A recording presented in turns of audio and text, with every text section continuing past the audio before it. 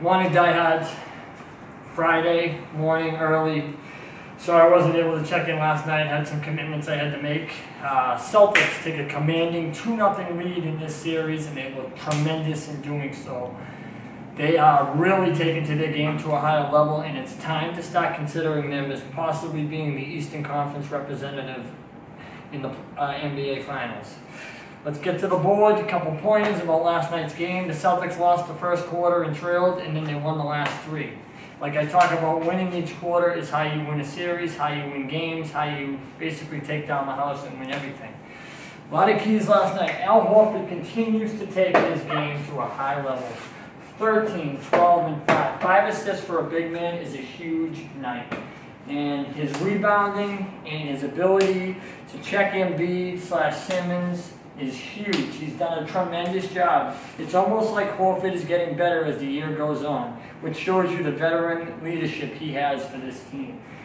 Jason Tatum, the rookie who's played way more games than he ever has in his life, had 2 rebounds, 2 assists. He shot 50%, 7 of 14 from the field. Tremendous game for Tatum. Always taking, his shot selection is getting better and better as the games go on. Marcus Smart had 19 points, 5 rebounds, 3 assists as a starter last night. He did a tremendous job as they went small against the Philly Bigs, which I think worked out in their favor. It took a little while to get going, but it worked out in their favor. A couple of things. Jaylen Brown and Marcus Morris were kind of role players yesterday. Bench players. JB at 13. Marcus Morris has his usual 10 to 15 points off the bench.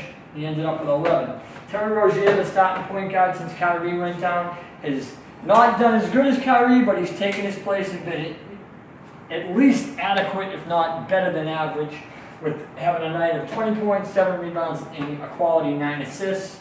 The field goal percentage, again, we talk about it, they continue to do really well. Celtics shot 43% from the field, 39% from 3. That is a really good job on, that was Philadelphia's stats. The Celtics shot 45% from the field and 47% from 3. Shooting 47% from 3 compared to 39% from 3 for Philly is how you win the basketball game. That number right there is clearly an indicative of why they win by 5. They won the game by 108-105. A couple of things. Embiid was held in check.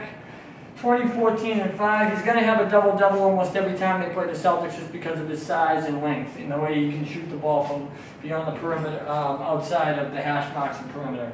Robert Covington had a better game in Game 2. He had 22 points as a role guy. He starts, but he's pretty much a role guy or in a rotator with Saric. J.J. Redick had 23, and here is the key on why the Celtics are up 2-0. I talked about it in Game 1 at the end of at the post-game video, and I'm going to continue to hammer it home. Ben Simmons had 1 point last night, 5 rebounds, 7 assists. Ben Simmons is the key to this series. I mentioned it after Game 1, and I'm going to continue to mention it. If Ben Simmons does not play better, the Sixers will not beat the Celtics. And this series may never go back to Philadelphia for a second time.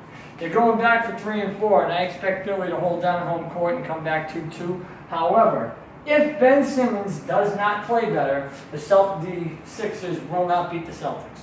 Simmons is a double-double machine, almost like a triple-double machine, as he had the most triple-doubles of anybody since Elgin Baylor did back in the late 60s, early 70s.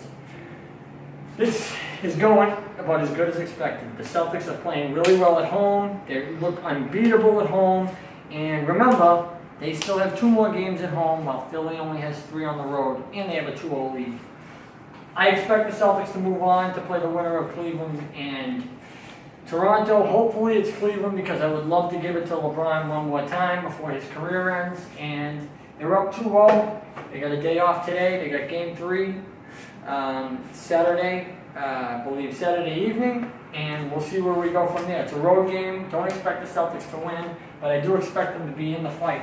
They're playing great basketball right now, guys. Brad Stevens, by all means, is the best coach in the NBA, and we're very lucky to have him. The mixing and matching, he does better than anybody else. And the game plan that they adjust each game is huge.